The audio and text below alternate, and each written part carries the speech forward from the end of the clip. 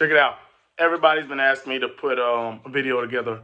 What do I think about the Shedeur Sanders situation, right? We know my man was ranked as the top quarterback, the second quarterback, most of the year, right? From the beginning of the year all the way through the end of the year, him and Cam Ward. On the final rankings of the draft, Mel Kiper and many people still had him ranked number 2 right behind Cam Ward. He dropped all the way down to the 5th round pick, 144. So people are like, what do you think, DP? Was the NFL colluding? Is he not good? Did Dion mess up? Was it Shedeur? What was it? I think it was a combination of everything. One, do I think the NFL owners and GMs and people were talking? 100%. Like, it's not like they were just worrying about their teams. They're probably, what are y'all going to do with them? We're taking them off. Why are y'all taking them off? Well, blah, blah, blah, right? It wasn't just them worrying about their organization. They talked. They definitely talked. Another very, very telling sign of how the NFL across the board felt about them was the video that they had posted months ago. Shedeur was kicking it with Roger Goodell, and he was, laughing and joking with him, like, hey, let my brother make it in the league, this and that, let him have his way. He's like, I'm not worried about your brother. I'm worried about your pops. Now, that's very telling because Roger Goodell obviously is the commissioner. So why would you be worried about Deion Sanders when you're not a coach, you're not a GM, you're not an owner? You would never have to personally deal with Deion Sanders. He's not in your league. So you're not going to be able to suspend him. You're not going to fine him. So if it was a coach, a GM, or an owner, that's different because I might have to deal with him if Shedeur is on my team. But why would Roger Goodell say that? That's very telling of what the league thought about the Sanders family. Now, do I think Shedeur and Deion could have did things differently? 100%. I think the biggest mistake that Deion probably made was coming out and saying he wasn't going to let them go to certain teams, right?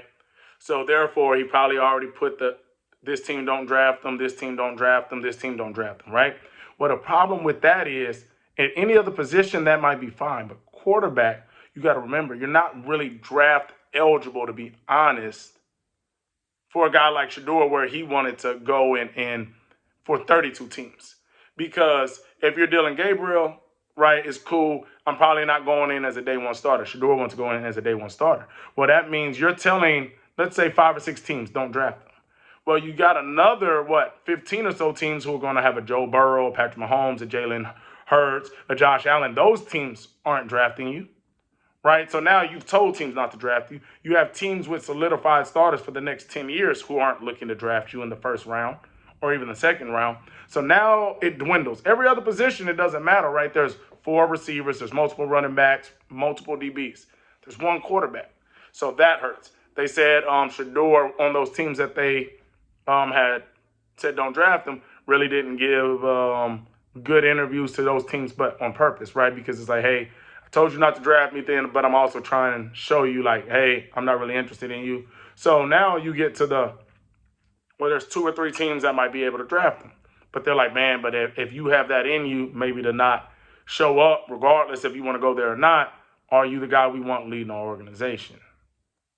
So those are some things from the league to Shedeur to Deion.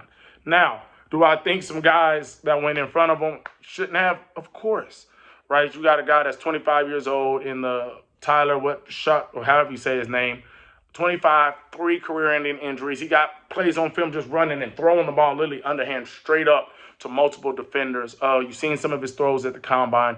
Dylan Gabriel, who went to the Browns, is a great, I think, college quarterback. He's a smaller guy. Not a lot of left-handed quarterbacks in the league. Not a really big arm. I don't think he would have normally, without this situation, obviously went in front of Shedeur. But I think that's a guy that actually is in an awkward position because you got drafted 3rd. You never want to get drafted at quarterback and then have another quarterback drafted behind you, right? Because once again, it's 1 guy. And there's 5 guys on the roster. We got to subtract 1. Deshaun Watson's not going to play. But if you think about it, he's the guy in that awkward situation because you got Pickett, who's been in the league, and obviously Joe Flacco, who's been in the league. Joe Flacco's 99 years old. Pickett's been around the league as a first-round pick. But one of those guys are going to be probably the day one starter unless I don't think Gabriel can really break into that. I think Shedeur, for the value they got him at, would be probably a better fit for that. But even what I think doesn't matter, but what the Browns players have tweeted, have posted on IG, is showing more telling. They weren't, when Gabriel got posted, it wasn't, hey, let's go, let's work. It was when Shedeur got drafted, right? They started posting. They got behind them. The media's behind them. They know that they'll sell jerseys, they'll sell tickets, right? So you're a guy that was a third-round pick, but you had somebody drafted behind you. He's way bigger of a star than you. And obviously he was ranked way ahead of you going into this with the only reason outside things dropping him so far in the draft. I think the Dylan Gabriel situation is really worse than Shedeur because it's like, dang, like, I know the reason why he's behind me is more of the interview process and how they took to that process more than just the play on the field. He was a number 2 ranked guy for a reason. Vegas had him in the first round and the top 5, and you could bet on all these things. And like I said, Vegas gets their inside knowledge from GMs and NFL officials. They're not into losing money. They're not going to make a bet at the beginning of the season, at the end of the season, and even after the season ended. Is Shedeur going to be a top 5 pick? Is Shedeur going to be the first or second quarterback taken and just give you free money? If everybody would have known he was going in the 5th round, everybody would have won $10 million, right? Forget being a top 5. He went in the 5th round. So these things are all, factual that you can look up. So I think it was just a lot of, like I said, missteps by Deion. But the biggest one wasn't just being cocky and arrogant.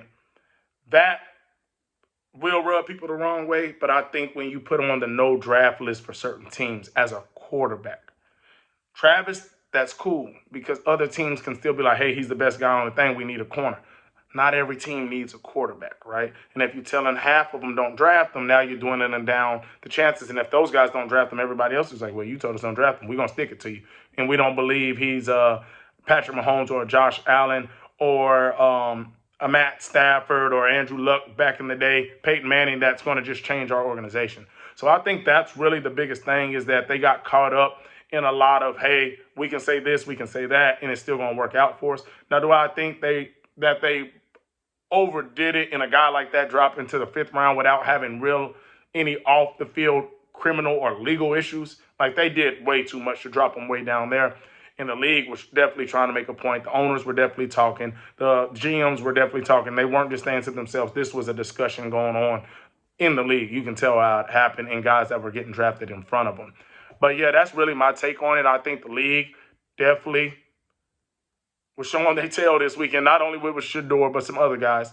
I think Shedeur and Deion probably should have handled it a little differently. And if you were doing the not to draft him, y'all probably should have did that behind closed doors and not put it out there. And then even if you didn't want to get drafted by the team, I think saying don't draft me might have been enough. But if you were tanking those interviews on purpose, they're going to talk. They're going to tell the other guys what was going on. And they're going to be like, do we want a guy like that as a quarterback?